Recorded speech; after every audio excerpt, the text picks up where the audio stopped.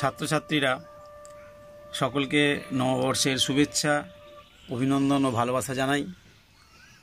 আমরা এখন এই লকডাউনের পিরিয়ডে আমাদের রাজ্য সরকার বাড়িতে থেকে ছাত্রছাত্রীদেরকে পাঠ দেওয়ার জন্য যে ভাবনা চিন্তা করেছে, সেই মহতী ভাবনার জন্য প্রথমেই রাজ্য সরকারকে ধন্যবাদ জানাই। তোমাদের জন্য এই অনলাইনে পড়াশোনার ব্যবস্থা করেছি, এর জন্য আমি আমার বিদ্যালয়ের সকল শিক্ষক শিক্ষিকাদেরকে আন্তরিক ধন্যবাদ জানাই। আজকে তোমাদেরকে আমরা ভারতের জলবায়ু এই বিষয়টা নিয়ে পড়াবো। আমরা জানি জলবায়ু হলো কোনো একটি অঞ্চলের অন্তত 30 থেকে 40 বছরের আবহাওয়ার যে উপাদান, উষ্ণতা, বৃষ্টিপাত, বায়ুপ্রবাহ, এই সকল উপাদানগুলির স্বাভাবিক গড় অবস্থা। তো ভারতের জলবায়ু মূলতই মৌসুমি প্রকৃতির। ভারতবর্ষকে মৌসুমি বায়ুর ক্রীড়াক্ষেত্র বলা হয়। কেন বলা হয় আমাদের প্রথমে একটু জেনে নেওয়া দরকার। কারণ ভারতবর্ষের জলবায়ু সম্পূর্ণরূপে নিয়ন্ত্রিত হয় মৌসুমি বায়ুর আগমন এবং প্রত্যাগমনের উপর দাঁড়িয়ে। ভারতবর্ষের বৃষ্টিপাতের প্রায় 80 থেকে 90% বৃষ্টিপাত এই মৌসুমি বায়ুর দ্বারা নিয়ন্ত্রিত হয়ে থাকে। এছাড়াও ভারতবর্ষের যে ঋতুচক্র, গ্রীষ্ম, বর্ষা, শরৎ, শীত, এই ঋতুচক্রের উপরেও নিয়ন্ত্রণ আছে মৌসুমি বায়ুর। তাই আমরা ভারতবর্ষকে মৌসুমি বায়ুর ক্রীড়াক্ষেত্র হিসাবে চিহ্নিত করেছি। আমরা ভারতের জলবায়ুর বৈশিষ্ট্য বা জলবায়ু সংক্রান্ত বিষয়বস্তুগুলো আলোচনা করার আগেই আমাদেরকে প্রথমেই জেনে নিতে হবে যে জলবায়ুর নিয়ন্ত্রকগুলি, ভারতবর্ষের জলবায়ুকে কি কি উপাদান নিয়ন্ত্রণ করে। আমি তোমাদের দেখিয়েছি, প্রথম পয়েন্ট হিসাবে রেখেছি কি অক্ষাংশকে। অক্ষাংশই হচ্ছে যে কোনো অঞ্চলের, যে কোনো জায়গার জলবায়ুর প্রধান নিয়ন্ত্রক। ভারতবর্ষ অক্ষাংশগতভাবে নিরক্ষীয় তলের থেকে 8 থেকে 37 ডিগ্রি উত্তর অক্ষাংশীয় অঞ্চলে অবস্থান করে আমরা জানি। ফলে স্বাভাবিকভাবেই ভারতবর্ষের অক্ষাংশগত অবস্থানটা হচ্ছে ক্রান্তীয় অঞ্চলে। তাই ভারতবর্ষের জলবায়ুটা কিন্তু ক্রান্তীয় প্রকৃতির। এবং আমরা জানি ভারতবর্ষের প্রায় মাঝখান দিয়ে গেছে 23.5 ডিগ্রি উত্তর অক্ষরেখা, যাকে আমরা বলি কর্কট ক্রান্তি রেখা, অর্থাৎ যেটা প্রমাণ করে ভারতের জলবায়ুর কিন্তু ক্রান্তীয় প্রকৃতির। এরপরে আমরা চলে আসব উচ্চতা। আমরা জানি 1 কিলোমিটার উচ্চতা বৃদ্ধির সাথে সাথে বায়ুমণ্ডলের উষ্ণতা প্রায় 6.4 ডিগ্রি সেলসিয়াস হারে কমতে থাকে। ফলে স্বাভাবিকভাবেই যে সকল স্থানগুলি যত উঁচুতে অবস্থান করবে সেই সকল স্থানের বায়ুমণ্ডলীয় উষ্ণতা কম হবে। এবং ভারতবর্ষের এই যে ভূপ্রকৃতিগত যে পার্থক্য, উচ্চতার যে পার্থক্য, যেটা জলবায়ুকে কিন্তু নিয়ন্ত্রণ করে থাকে এবং জলবায়ুর ক্ষেত্রে একটা বৈচিত্র্যতা এনেছে। তৃতীয় কারণ হিসেবে আমরা চিহ্নিত করব পর্বতের অবস্থান। আমরা জানি ভারতবর্ষের উত্তর সীমানা, আমি মানচিত্রে দেখিয়েছি, এই উত্তর সীমানা বরাবর প্রায় ধনুকাকৃতির হিমালয় পর্বতমালা, কারাকোরাম পর্বতশ্রেণী অবস্থান করছে। এছাড়াও আমাদের ভারতবর্ষের দক্ষিণে পশ্চিম দিক বরাবর আছে পশ্চিমঘাট পর্বতমালা এবং এদিকে আছে পূর্বঘাট পর্বতমালা। এছাড়াও এই অংশে আছে আরাবল্লী পর্বতমালা এবং ভারতবর্ষের বিভিন্ন অংশে আছে বিক্ষিপ্তভাবে বিভিন্ন পাহাড় পর্বতশ্রেণী। এই পাহাড় পর্বতশ্রেণীর অবস্থান এটাও কিন্তু আমাদের ভারতবর্ষের জলবায়ুকে নিয়ন্ত্রণ করে থাকে। যেমন আমরা বলতে পারি যে এই উত্তরে হিমালয় পর্বতমালা থাকার জন্য মৌসুমি বায়ু, যেটা আরব সাগর এবং বঙ্গোপসাগরের শাখা গিয়ে যখন হিমালয় পর্বতে ধাক্কা খায় এবং ধাক্কা খাওয়ার পরে কিন্তু ভারত ভূখণ্ডে বৃষ্টিপাতটা বেশি করে ঘটায়। আবার অন্যদিকে এশিয়ার মধ্যভাগ থেকে আগত শীতল বায়ু সেটাকে ভারতবর্ষে প্রবেশ করতে দেয় না এই উত্তরের হিমালয় পর্বতমালা।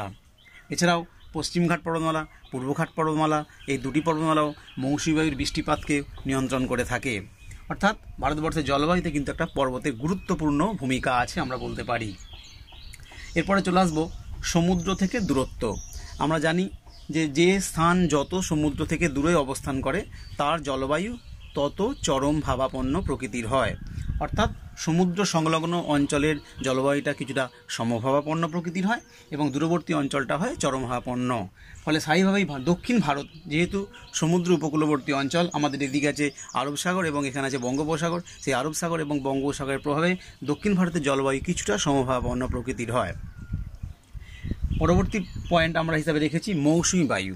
আমি প্রথমেই বলেছি ভারতবর্ষকে বলা হয় মৌসুমি বায়ুর ক্রীড়াক্ষেত্র, প্লেগ্রাউন্ড অফ মনসুন।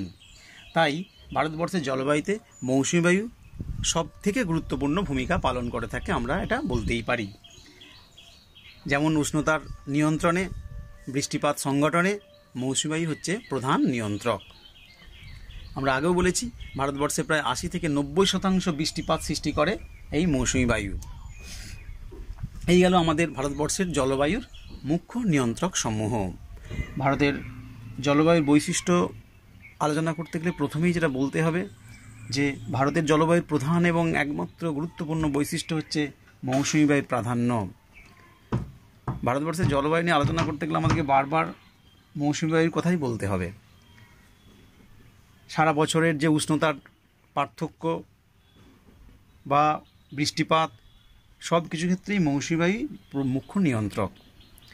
ভারতবর্ষের যে গ্রীষ্মকালীন উষ্ণতা 35 থেকে 40 ডিগ্রি সেলসিয়াসের কাছাকাছি, শীতকালীন উষ্ণতা যে 15 থেকে 17 ডিগ্রি কাছাকাছি, এই যে উষ্ণতার পার্থক্য, এই উষ্ণতার পার্থক্য সৃষ্টি করার ক্ষেত্রেও কিন্তু মৌসুমী বায়ুর একটা ভূমিকা আছে।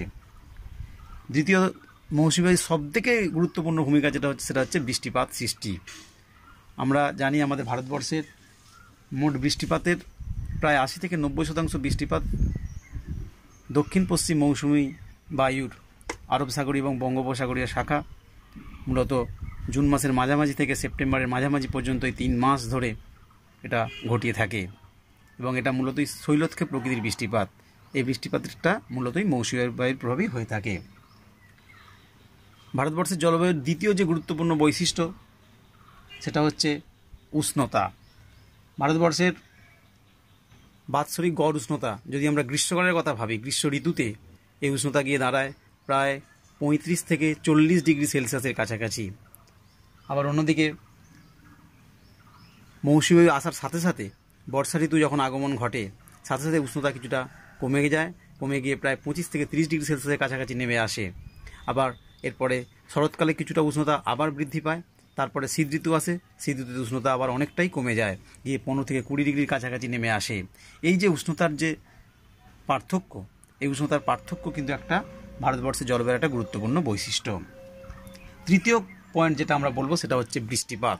প্রথমেই বলে রাখা ভালো, ভারতবর্ষের বৃষ্টিপাতটা কিন্তু অসমভাবে বণ্টিত এবং অনিয়মিত এবং অনিশ্চিত বৃষ্টিপাত। তার একটা প্রধান কারণ হচ্ছে ভারতবর্ষের বৃষ্টিপাত সম্পূর্ণরূপে মৌসুমী বায়ুর উপর নির্ভরশীল, আর মৌসুমী বায়ুর একটি খামখেয়ালি প্রকৃতি আছে, যার ফলে বৃষ্টিপাতের বন্টন এবং বৃষ্টিপাতের সংগঠনের ক্ষেত্রেও আমরা এই খামখেয়ালিপনাটা দেখতে পাই। যাই হোক, ভারতবর্ষের বৃষ্টিপাত মূলতই শৈলক্ষেপ প্রকৃতির এবং ভারতবর্ষের 80 থেকে 90% বৃষ্টিপাত সৃষ্টি করে মৌসুমী বায়ু এবং ভারতবর্ষের গড় বাৎসরিক বৃষ্টিপাতের পরিমাণ প্রায় 300 থেকে 400 সেন্টিমিটার। এরপরে আমরা চলে আসছি শীতকালীন শুষ্কতা। এটিও একটি আমাদের ভারতবর্ষের জলবায়ুর গুরুত্বপূর্ণ বৈশিষ্ট্য।